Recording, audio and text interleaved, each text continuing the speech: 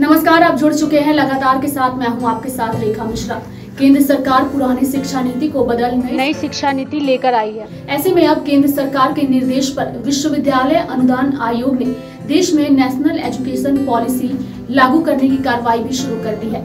बता दें कि यूजीसी के अध्यक्ष ने सभी विश्वविद्यालयों के कुलपति को पत्र भेजकर नई शिक्षा नीति को लागू करने की तैयारी शुरू करने के भी निर्देश दिए हैं। इसके साथ ही आपको बता दें कि सभी विश्वविद्यालयों में जल्द नेशनल एजुकेशन यानी कि नेशनल एजुकेशन पॉलिसी सेल स्थापित करने का भी निर्देश दिया गया है।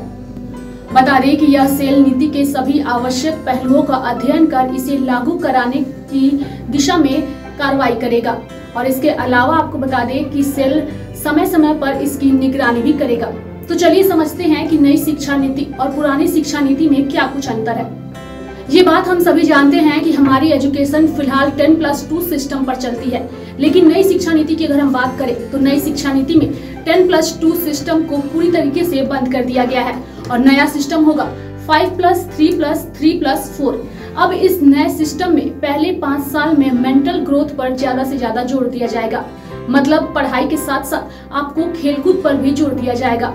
इसके साथ ही 5वीं क्लास तक आप अपनी रीजनल लैंग्वेज में पढ़ाई कर सकते हैं, यानी कि अगर आप चाहें तो पंजाबी लैंग्वेज या फिर हिंदी लैंग्वेज या फिर इंग्लिश लैंग्वेज या फिर आप जिस भी स्टेट के रहने वाले हैं वहां की लैंग्वेज में आप अपनी पढ़ाई कर सकते हैं।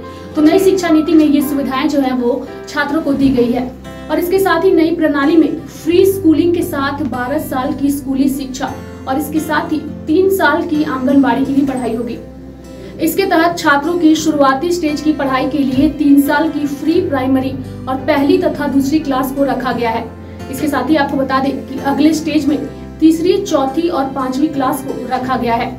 इसके बाद मिडिल स्कूल यानी कि 6 से 8 कक्षा में सब्जेक्ट का इंट्रोडक्शन भी कराया जाएगा। सभी छात्र केवल तीसरी, 5वीं और 8वीं कक्षा में परीक्षा देंगे और इसके साथ ही 10वीं और 12वीं की बोर्ड परीक्षा पहले की तरह जारी रहेगी, लेकिन बच्चों के समग्र विकास करने के लक्ष्य को ध्यान में रखते हुए इन्हें नया स्वरूप भी दिया जाएगा।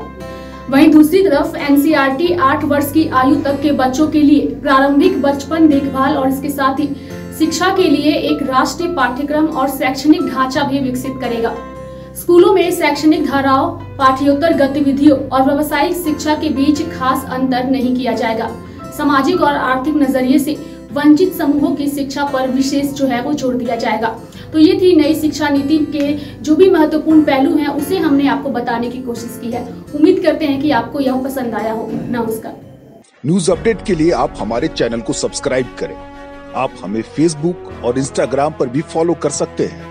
बने रहे लगातार.in के साथ।